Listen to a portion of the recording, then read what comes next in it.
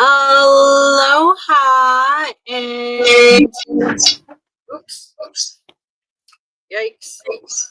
Hello, everyone. Technical difficulties, feedback. Welcome. Hey there. Technical feedback. Uh-oh. Oh no, all I could hear was I hear a lot of feedback. Uh-oh. No feedback here, girl. Okay, it's just on my side then. All right. Hopefully no one's hearing it out in internet land who's watching. So Internet land, you big, lovely land, you. So, what I was hoping for us to talk about is honestly, it is the question that I have heard so many times, so many different places. Is it safe to retire? And throughout my career, so many people have said to me, I had to put off my retirement. I lost this much money in the market. I can't retire. I have to work for another couple of years. And with everything that's going on in the federal government with the uncertainty and the VARAs, which is basically early retirement, and the reduction in force, which is basically getting fired. All of that stuff has some consequences for retirement planning. And I've had 3 friends already retire at the MRA this year because they weren't too happy with stuff going on. So they pulled the cord. And what we always talk about here is there are ways to safeguard your retirement money. So whether it's if you're healthier, whether it's a paid up whole life policy, which do a lot of things for you, whether it's an annuity, which can also do a lot of things for you. There's just so many different things we can do to protect you. We've talked a lot in the last couple of weeks about doing a resume and what happens when you get fired, the resiliency. There's just so many resources when one door closes and another door opens. Tavana is here. So, hi, Tavana. Hello. She has been diligently welcoming you guys to the group. So definitely show her some love in the DMs and give her a thumbs up when you get that welcome message from her. And Bruce, how have you been doing this week? Well, with everything that you've been seeing in the news, as far as market volatility and just everybody in a big feeling of uncertainty right now, I have had nonstop appointments on the hour, just about every hour, every day, starting early in the morning until just about now. And I'm not complaining. I'm happy to be busy. We actually have 3 new members of the team, and they are, starting to understand how to do things the way that, we do them. We don't focus on sales. We focus on service, which is the direct opposite that, most everyone does it. But, I reminded these guys, and I'm glad that I'm going through it with them. And Tavana has been helpful with, just keeping things into perspective about getting licensed and all the tediousness that goes into the studying and the, passing quizzes, passing tests, doing ongoing education. Isn't that right, Tavana? Oh, yes. Yes, yes, yes. Quite a bit of admin related stuff recently. So, I mean, we can only bring on so many people at a time because we don't just tell them the base minimum and have them just go at it. I mean, really, we try to clone the way that I've developed this process where it's really all about the person that we're talking to. So, of course, as licensed agents, and they will, all the difference between an agent and a broker is an agent is someone who just represents one company. And so, what we do as brokers is we don't have a sales manager from a company trying to tell us to hit a quota for some company related reason. In fact, we don't work for any one particular company. So the benefit to the person that we talk to is that during the time that we're gathering information and asking questions, it's all about learning your situation. So you asked a moment ago, Heather, is it the right time or is it a safe time to retire? And the answer is that it's going to be different for every individual. There's no blanket do this or do that. And health has a lot to do with it. Age has a lot to do with it. Risk tolerance has a lot to do with it. And, how well do you have your budget in order? How well are you managing your life, your financial life? How much coaching do we have to do to help you be ready to make that transition from earning money to all of a sudden no more paycheck, or at least for the time being, no paycheck, unless you have Social Security or pension or some other paycheck. You're switching gears. That's a big switch where now you're not thinking in terms of, oh, I'll make it up, I'll pay it off. Now it's like, okay, well, here's what I have to work with, and how are we going to make it work? So, we take people through a process where we figure out how to squeeze and stretch a dollar as far as it possibly can be squeezed or stretched, or both. So, and that creates a lot of administrative work, doesn't it, Miss Tavana? It does. It does. But it's good. It's all right. We have a lovely team that really makes the whole process easy for everyone. And the fact that there is a lot of behind the scenes work that needs to be done.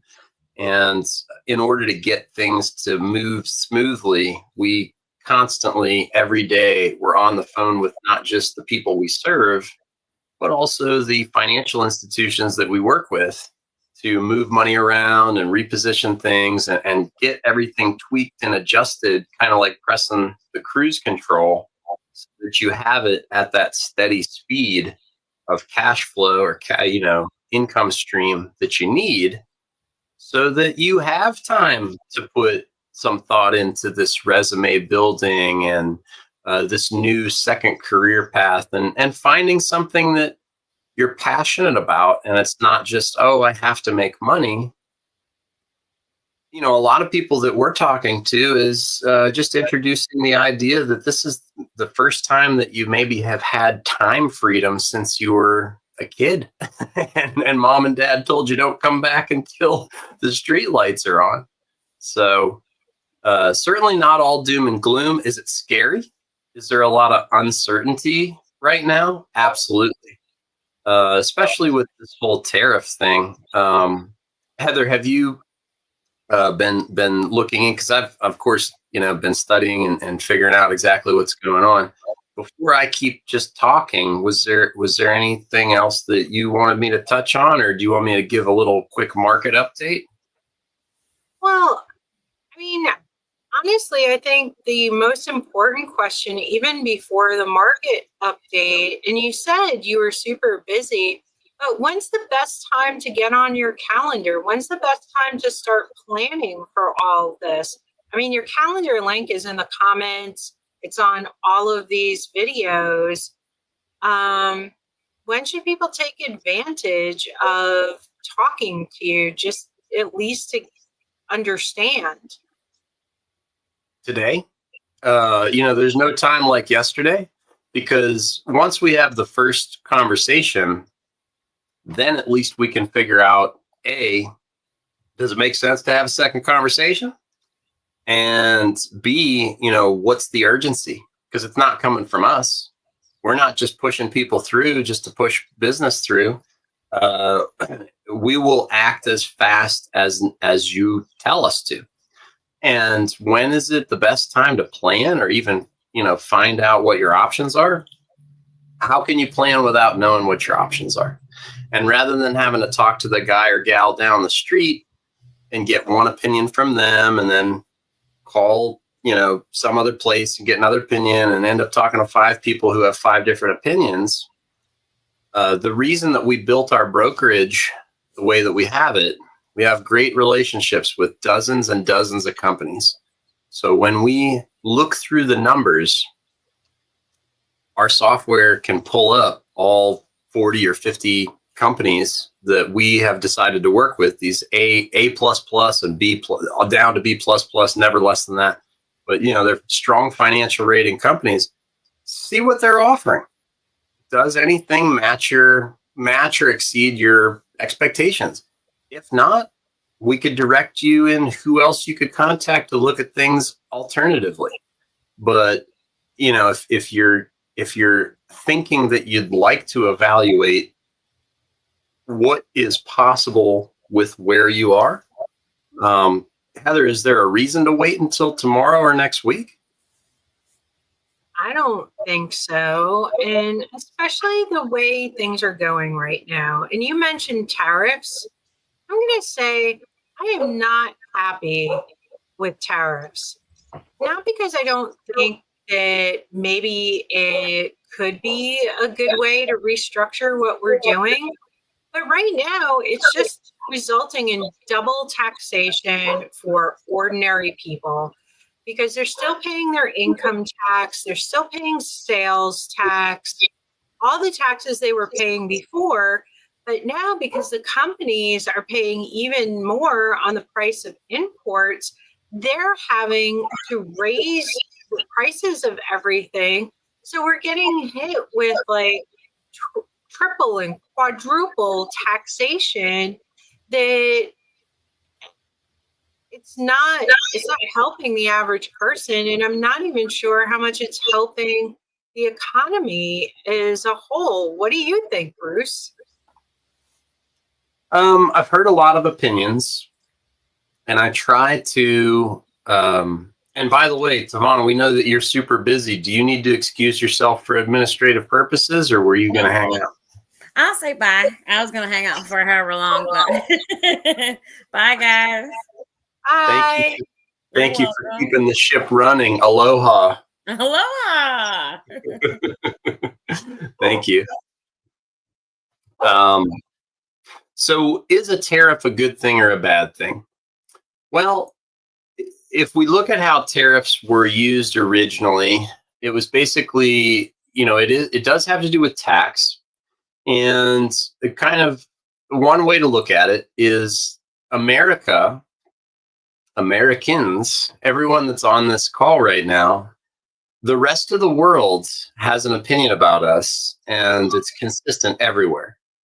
And that is that we are phenomenal consumers. We may be the best consumers in the world. So every other country that makes any goods, tangible goods, they love to sell their goods here. So we also export things. It's not much compared to how much we import. And so, so tariffs, specifically with China, Canada, and even just talking about China and Canada, I mean, Mexico, of course. The majority of goods that come from those companies are things like automobile parts, and then all the industries and components that are involved with just isolating automobile parts. And if if the production, or if the sale of those parts, the cost to the company, if the sale cost goes up, what's going to happen is their prices are going to go up.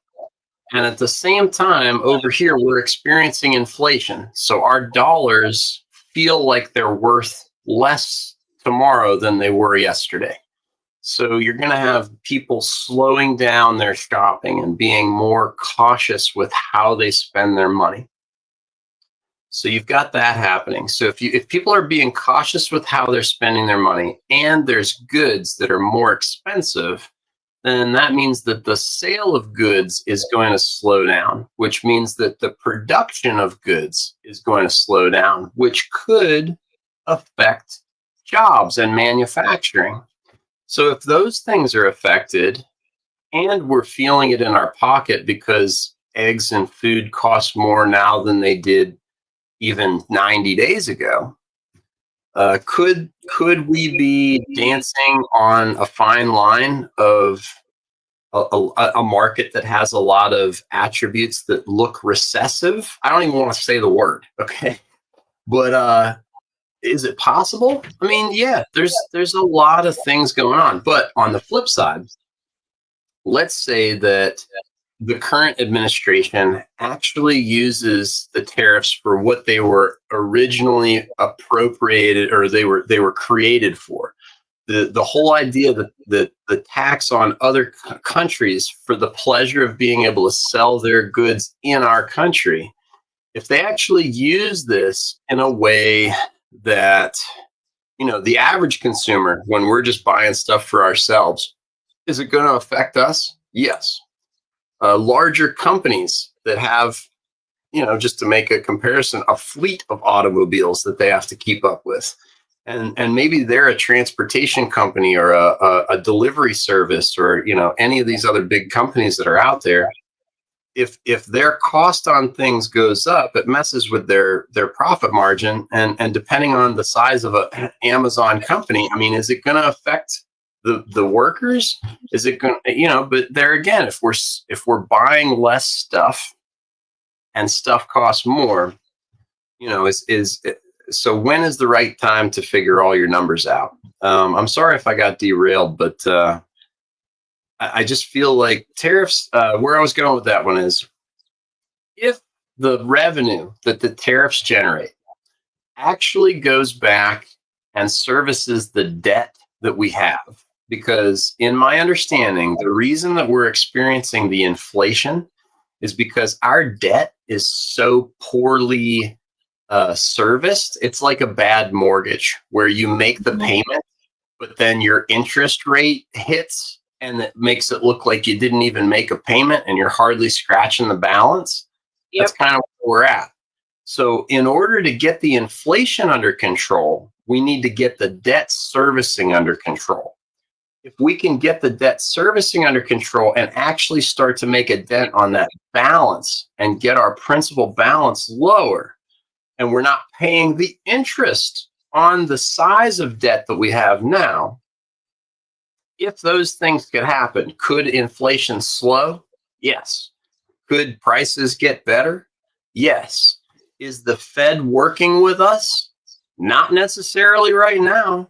According to a lot of things that I've read, there's not going to be any big Fed reduction in rates. And if they don't make borrowing easier, people are going to borrow less. They're going to spend less borrowed money. So that's going to slow down, everything else that I just mentioned as far as how this whole thing is orchestrated. So I don't know if I answered your question, but I think I might have. Well, honestly, in my opinion, which is, I think, a little bit different than yours, it's the average American that really gets the raw end of these tariffs. Because when prices go up, sales taxes go up. And so unless there's any kind of tax relief for the individual, it's really going to hurt us. And for companies, all they do is raise their prices. And it's not like that corporate tax. Everything's a tax write-off for them. So, we're going to write off our tariff tax. So is they're doing creative accounting, and your average Joe doesn't have a way to do creative accounting because they don't have some side hustle that they write everything off, which, by the way, good idea. Say that is something that people could do. So absolutely run your life like a corporation, that you can write off part of your house because that's where your home office is, that you sell your widgets. But anyway, I do digress on that. But it's the regular person that's not thinking like a corporation. But this is really hurting even more. So I feel like we put the cart before the horse, and while paying down the debt is important, we like pushed ourselves into a situation where we're being squeezed. The average person is being squeezed from both sides. So again, this has gone way off the rails for, is it safe to retire? But maybe it hasn't. Maybe because your dollar, for reasons beyond a recession and for reasons of alternate taxation, will you be able to save enough? And that is why, besides just looking at annuities, I threw out in the very beginning was a paid up whole life, where that money, kind of like triple tax exempt bonds that my uncle always used to talk about. When you put money in life insurance and you borrow against it, you don't pay interest on borrowed money. So it might be a place, as we're looking at this tax picture right now, to sort of shelter the average Joe against this crazy taxation landscape that we're facing. Well, if I may respond, is that okay? Mm-hmm. So, all right. So, life insurance as a financial leverage. So you can put a large lump sum of cash into a cash value life insurance, and then you can take. Technically, what you do is, it works if you're going to work it. So if you have some business, or you are going to get other assets or real estate or something, so you got to have some purpose for the money already. So you could put the money into the cash value life insurance, and then within a short amount of time, borrow a large percentage of it back out. But then you have to put the money somewhere and turn it into more money. So there's a whole strategy there where if somebody's they have a business idea and they want to incorporate life insurance into it and be able to build a cash value that even when you borrow the money back out, you're still credited the money that you put in there at first. So it's all earning a dividend, but it still takes, it's like, if you're going to start a widget store or a grocery store or a mini mart or a vape mart. Oh my God, everywhere I turn, there's a new vape place. It's like, who's all these people smoking vapes? Anyway, so if you have some kind of a business, yeah, cash value could be good. But then the opposite thing is like, people may just be looking to enjoy some time. So if you're looking to take a big chunk of money and put it somewhere where it's going to give you a guaranteed income stream and you don't have to think about all the moving parts in the life insurance, basically annuities, even though they got a bad rap back in the 80s, 90s, there was some bad policies back then. Basically, by bad policy, all I mean is you gave the company money, they paid you back over a certain defined period of time. And if you passed away during that time, they would continue to pay the benefit to whoever your beneficiary is. But you would hand them money and they would pay it back to you. At the time, when you compare that to all the other financial products out there, it served a purpose. But today's annuities are different. Today's annuities have a couple of different components. For the bulk of your capital that you're putting in there, you're committing to this insurance product. It's not an investment, it's insurance. So with an investment, you could lose everything. With an insurance, when it's a fixed annuity, not a variable annuity, because variable annuity you could still lose. But with a fixed annuity, fixed means no loss. So you get the benefit of having that money appreciating when the market has good times and then not decreasing when the market has bad times. So wherever, at times when everybody else loses, if you'd rather just not lose, a fixed annuity could be great. And then when the market goes up, if it's okay for you to get less than 100% of that growth in exchange for 0% of the loss, it's instead of you doing this roller coaster, it's more like, a steady incline as far as your growth. And then at the same time, you can spend typically a rate higher than a brokerage account. Usually most financial advisors are going to tell you only spend at 4% because they're going to charge you 1 to 2% for fees. And they tell you, hey, the market's not guaranteed. It does somewhere between 6 to 9% a year. So, complicated math, don't spend more than 4%. But in an annuity, you could spend 6, 7, 8, 9, 10, 14%, depending on how old you are and where you live and how much money you're putting in there. But you could spend and experience the growth and not ever lose anything. So I don't like the fact that they still call it an annuity because it doesn't work anything like annuities from 30 years ago.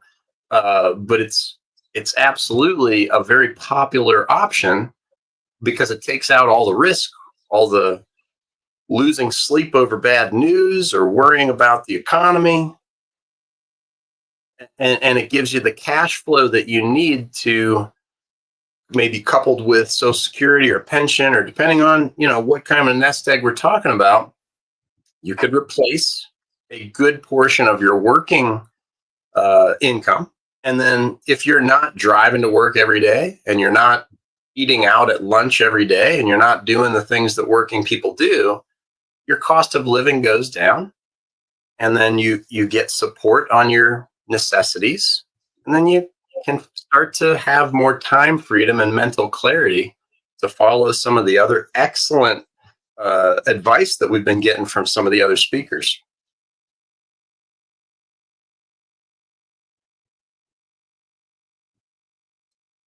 I think there's definitely room for both. And depending, again, it's on your individual situation. Looking at ways, especially right now when considering retirement, to think about tax implications. That's a huge, and that's not necessarily Bruce should be giving you tax advice, because he is not a tax expert. But that's definitely someone you should have in your planning. And I know Bruce works with tax people. He works with financial advisors. So when he does the initial evaluation with you, he's going to be able to put in front of you so many different options that you might not get from one individual or another, that doesn't see a holistic picture like you get when working with someone who's part of a team like Bruce is. 100%. Yeah, we can't do it all, but we can certainly help you figure out, what can we do, and then what can't we do? What are the other things that we want to do, and then connect you with the right other professionals. It takes a team, absolutely. Yeah, and I want to say, I'm going to put this in the comments, hopefully. So hi to Andrea. Hi to Darlene. Thanks for watching. Hi, Lisa. Hi, Beth. Hi, Donna. And thank you all for tuning in to be part of this conversation. And if you do have questions, I see you in the chat. Put them in there. If you don't want to have a one-on-one yet with Bruce, that's why we go live. to give you the opportunity to ask some of those questions. Now, if it's something really specific, like when should I put in my retirement paperwork with OPM, I am going to recommend this.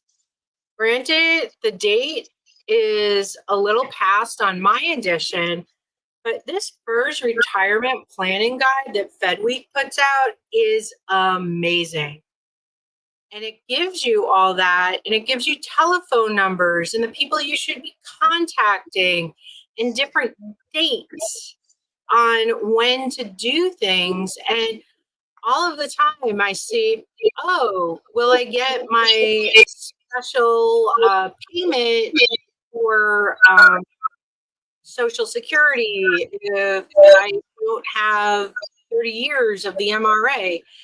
And in here, I don't even know what page it is, but all of these tables. So as you're looking for this information, which honestly, anyone who follows me knows I do a lot on AI too. I guarantee all of this is in ChatGPT. But if you're looking for a vetted book on some of these questions and you're frustrated where to find those answers, absolutely take a look at this. Do some research outside of OPM's site that's crazy. And there's a lot of feedback. And make an appointment with Bruce. And honestly, Lisa is asking for the quiz that we put together, Bruce. So that is definitely something Tavana should send over to Lisa.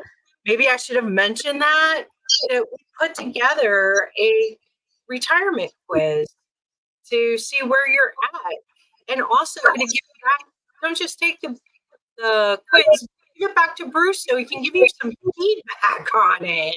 Give it back to me so I can give you some feedback from my perspective.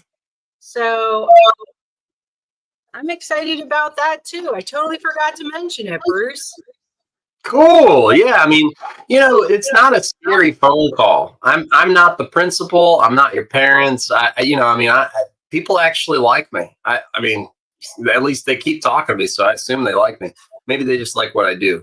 But yeah, I mean, we can have fun. It only needs to be, I schedule them out for 15 minutes. If we end up talking for a half hour, great. But, it's just first to get to know each other and see, am I able to answer some of your questions? And does it make sense to keep talking, or do you need to go in a different direction? So yeah, no reason to hesitate.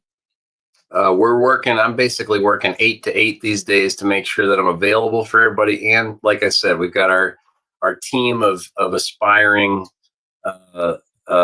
brokers. So doing everything we can to try to provide the most value possible. Yeah. And we've gone over a little bit. Normally we like to keep it to about a half an hour. So I don't have anything to wrap us up. Do you have anything besides Aloha to wrap us up? I think you've tied it up in a beautiful bow, Heather. I appreciate what you're doing. I think that this group, because this isn't the only group that I speak in, and I meet a lot of people. I just want to give you a quick shout out here that it's apparent that you care. So I appreciate that. Oh, thank you. And I do, because I was in some crazy shoes when I left the federal government, not as crazy as what's going on now. And it's my way of giving back, having experts like you, Bruce, talk, people that I have vetted to make sure that they are trustworthy to give you some good advice and not lead you down a path that you'll regret later on. True. Well, can't wrap it up better than that. Aloha. Yeah. Aloha. And say hi back to Tavana when she sends you a DM. Don't be a stranger. She's fun too. People like her.